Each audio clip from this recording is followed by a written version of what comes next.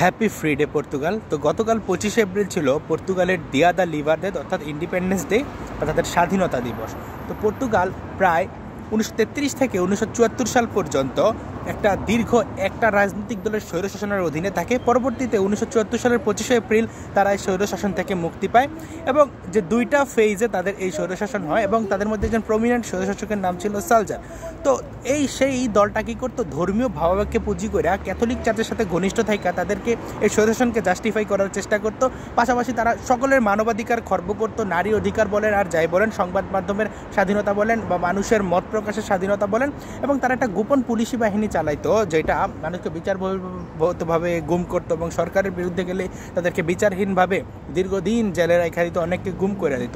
তো পরবর্তীতে তার পাশাপাশি তারাও বিভিন্ন আফ্রিকার যেই উপনিবেশগুলো আছে সেগুলোতে যুদ্ধ চালাইতো, যেমন মোজাম্বিক, অ্যাঙ্গোলা এগুলাতে।